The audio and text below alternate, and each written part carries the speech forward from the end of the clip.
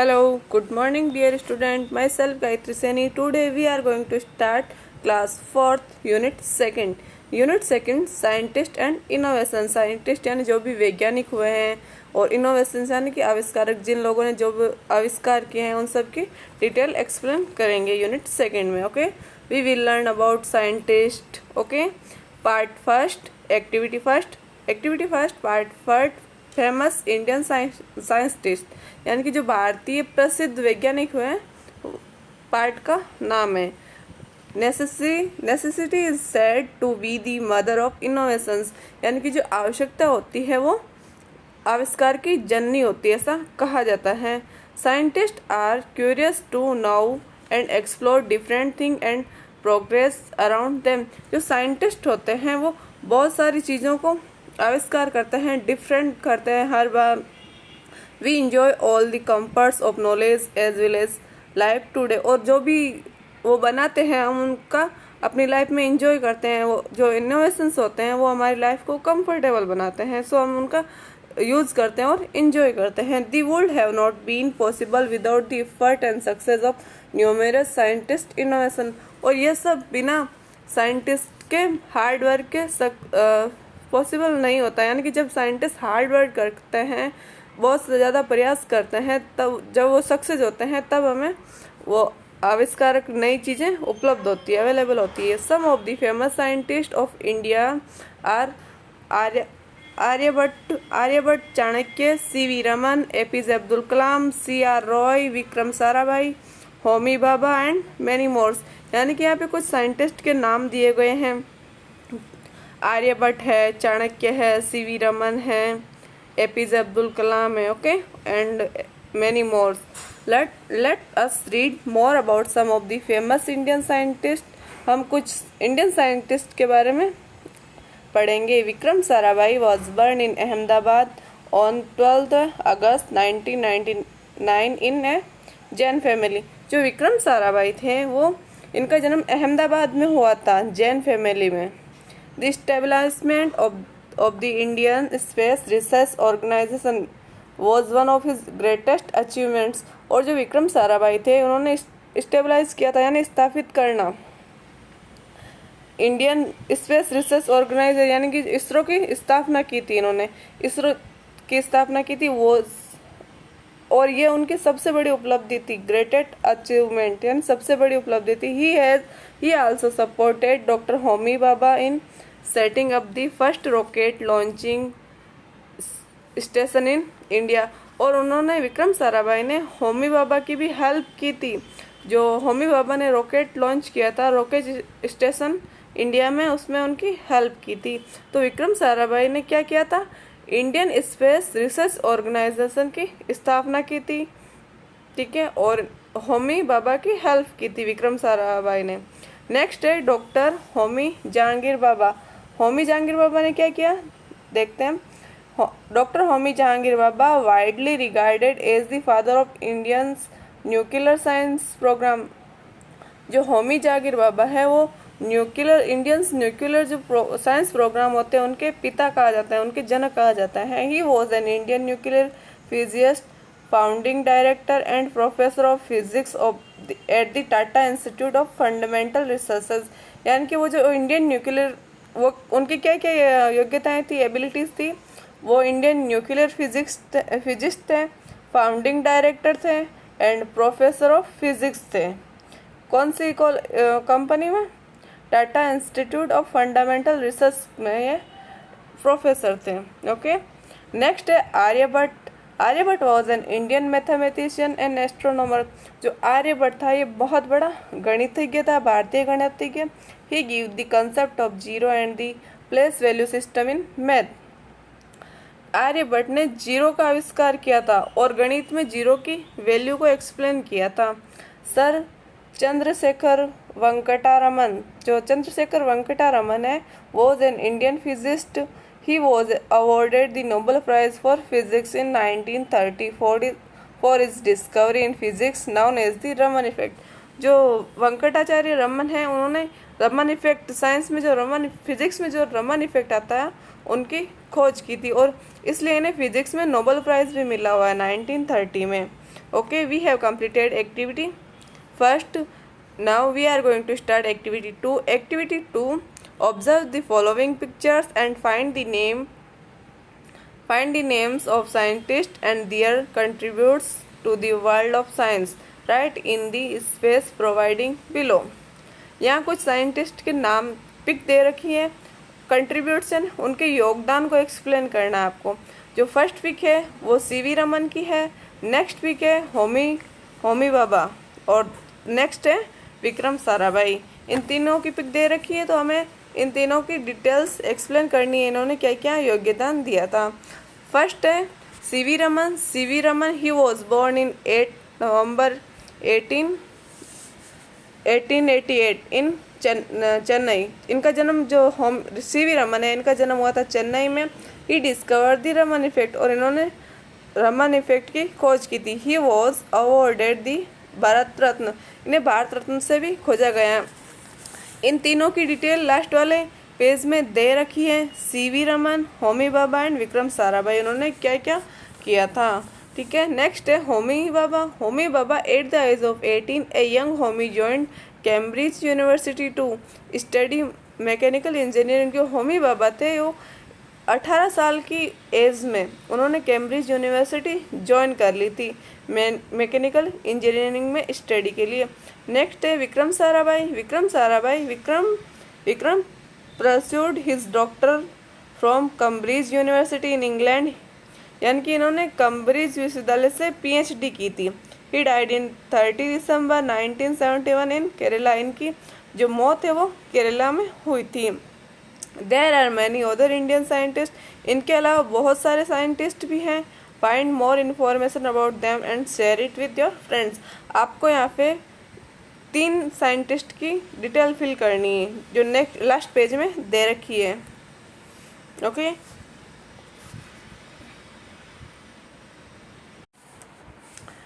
we have completed activity 2. Now we are going to start activity 3rd. activity 3rd, answer the following question। यहाँ आपको कुछ question दे रखे हैं, उनके answer fill करने हैं। फर्स्ट क्वेश्चन है list the name of many 3 scientist.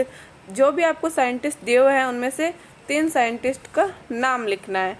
CV Raman, Vikram Sarabhai, Homi Bhabha और आर्यभट्ट। आप कुछ भी नाम लिख सकते हो। सेकंड क्वेश्चन है व्हाट डू साइंटिस्ट डू। जो साइंटिस्ट है वो क्या करते हैं? साइंटिस्ट जो होते हैं वो नई नई चीज़ों का आविष्कार करते हैं, खोज करते हैं। Scientist study thing around them and discover new. पहले वो उन चीज़ को अच्छे से उसको स्टडी करते हैं एंड उसके बाद नई चीज़ों की खोज करते हैं। डिस्कवर एंड खोज करना। नेक्स्ट क्वेश्चन है find the meaning of the words numerous and discover. Numerous का अर्थ होता है मैनी एंड डिस्कवर्स यानी समथिंग दैट इज फाउंड यानी कुछ खोजा गया हो। डिस्कवर का अर्थ होता है खोजना, नई चीज। Read more. Who invented the computers. Computer का आविष्कार किसने किया? It is not a question with a smile answer as many inventors contribute to the history of computers. यानी कि ये जो क्वेश्चन है कि कंप्यूटर का आविष्कार किसने किया, इसका आंसर आप स्माइल के साथ इसे इग्नोर नहीं कर सकते हो, क्योंकि बहुत सारे आविष्कारकों ने अपना योगदान दिया है कंप्यूटर को बनाने में। ठीक है, it is a complex piece of machinery made up of many parts. यानी कि जो ये मशीनरी है वो इसके अलग अलग पार्ट्स अलग अलग लोगों ने बनाए हैं। Each of which can be considered a separate invention in it self. यानी कि जो कंप्यूटर का आविष्कार है वो बहुत सारे अलग अलग लोगों ने किया है। We have completed activity 2। Activity third में आपको कुछ पिक्चर्स दे रखी हैं।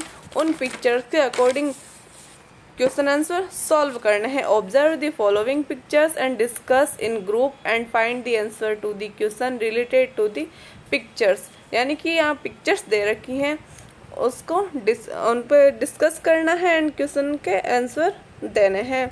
ये जो ग्रीन कलर वाला है ये कह रहा है कि don't put the coat on the snowman it will melt him. ये कह रहे हैं कि जो स्नोमैन है, जो बर्फ वाला आदमी है, उस पर आप ये कोट मत डालो, कोट डालने से ये पिघल जाएगा। नेक्स्ट कह रहा है कि I don't think the coat will make any difference. Second कह रहा है कि मुझे नहीं लगता है कि कोट डालने से कुछ फ़र्क पड़ेगा। नेक्स्ट है I think it will keep him cold and stop him melting. Next आदमी है वो कह रहा है कि इस कोट को इस पर डालने से ये इनको ठंड नहीं लगेगी और ये मेल्ट मतलब पिघलेंगे नहीं। Okay, so question first, are the children curious? क्या उन बच्चों में क्यूरियस हो रहा है? Would make you say so? Yes, the children are curious because they are thinking of ways to stop the snowman from melting. यानी कि ये जो बच्चे हैं वो अलग अलग सोच रहे हैं। कोई कह रहा है कि ये जो स्नोमैन है, जो बर्फ वाला आदमी, इस पर कोट मत डालो, इससे ये पिघल जाएगा। सेकंड कह रहा है कि इससे कोट डालने से कोई फ़र्क नहीं पड़ेगा। थर्ड कह रहा है कि कोट डालने से ये नहीं पिघलेगा। ओके, नेक्स्ट क्वेश्चन है why is the boy holding a coat? एक जो बच्चा है वो कोट हाथ में पकड़े हुए क्यों खड़ा है? क्योंकि वो ये जो कोट है इसको स्नोमैन के ऊपर डालना चाहता है। The boy is holding a jacket to stop the snowman from melting, ताकि जो स्नोमैन है वो पिघले नहीं, यानी कि जो बर्फ है वो पिघले नहीं, उस पर कोट डाल दे तो। नेक्स्ट क्वेश्चन है what is snowman? Snowman, what is snowman? Snowman क्या है? A snowman is made of snow, यानी कि जो स्नोमैन है वो स्नो से बना हुआ है। Let us learn more about scientist and discover. Next हम और कुछ साइंटिस्ट और डिस्कवरीज के बारे में स्टडी करेंगे। नेक्स्ट है part 2, famous discovers and innovations. प्रसिद्ध आविष्कारक and discoveries. Okay, Archimedes was a Greek scientist. जो आर्चिमेड्स था वो एक ग्रीक साइंटिस्ट था। He lived in Syracuse nearly 2000 years ago. The king of the land wanted to wear a golden crown. जो राजा था Greek का वो एक सोने का ताज पहनना चाहता था। He gave some gold to a goldsmith to make a suitable crown. उस राजा ने सुनार को कुछ सोना दिया ताकि वो सोने का मुकुट बना सके। क्राउन का अर्थ होता है मुकुट बनाना। आफ्टर ए few days, कुछ दिनों बाद, the goldsmith come with the crown to the king. कुछ दिनों बाद जो सुनार होता है वो राजा के पास आता है और उसके हाथ में क्राउन यानी कि ताज रहता है। जो महाराजा होता है उनका मुकुट रहता है। The crown was weighed. जो ताज होता है या जो मुकुट होता है वो भारी होता है क्योंकि सोने का बना होता है। The weight of the crown was equal to the gold given to the goldsmith by the king. यानी कि जो सोना राजा ने उस सुनार को दिया था मुकुट बनाने के लिए, उसी सोने में वो मुकुट बनाया हुआ था, सोना बराबर था। The king looked at the colour of the crown, but जो राजा है वो उस क्राउन का कलर देखता है। ही सस्पेक्ट, उसे शक होता है, that the goldsmith had stolen some gold. वो सोचता है कि उसे शक होता है कि जो सुनार है उसने कुछ सोना चुराया है। But the king was not sure, लेकिन जो राजा है वो श्योर नहीं होता है कि हो सकता है इसने सोना चुराया हो या ना चुराया हो। The king wanted to find out the truth. जो राजा है वो सच्चाई जानना चाहता है। He asked his court scientist Archimedes to find out. जो राजा होता है उसके दरबार में जो साइंटिस्ट होता है आर्चिमेड्स, वो उसे कहता है कि आप सत्य का पता लगाओ, क्या इसने सोना चुराया है या नहीं चुराया। द किंग सेड, राजा कहता है, find out how much gold has been stolen. राजा ने कहा कि आप पता लगाओ कि सुनार ने कितना सोना चुराया है। ओके, नेक्स्ट है how to find out the truth. आप सच का कैसे पता लगाओगे। Archimedes thought about the problem day and night. जो आर्चिमेड्स है वो दिन रात इस समस्या के बारे में सोचता है। वो सोचता है कि कैसे पता लगाएं कि सोनार ने कितना सोना चुराया है। One day he was about to have his bath. एक दिन जो वो स्नान कर रहा होता है, but he was busy thinking, but वो ये सोच रहा होता है कि मुझे कैसे सच का पता लगाना है, क्या करना है, कैसे इस प्रॉब्लम को सॉल्व करना है। He did not notice the bath tub. उसने बाथ टब में जो ध्यान नहीं दिया। Immediately a large quantity of water float over the brim of the bath tub. अचानक से जो बाथ टब है उससे पानी बाहर निकलने लग जाता है। ही नोटिस दिस। उसने अचानक से नोटिस किया कि बाथ टब से पानी बाहर कैसे आ रहा है। Suddenly there was a flash in his mind, अचानक से उसके दिमाग में एक आइडिया आता है। फ्लैश आना यानी अचानक से एक चमक आती है, यानी उसे एक आइडिया मिल जाता है। He jumped out of the bathtub shouting eureka eureka. Eureka in Greek means I have found it. Eureka eureka. वो अचानक से बाथटब से बाहर आ जाता है और चिल्लाता है इरोका इरोका। इरोका इरोका होता है मतलब आई हैव फंड इट, मैंने क्वेश्चन का आंसर पा लिया है, यानी जवाब को खोज लिया है।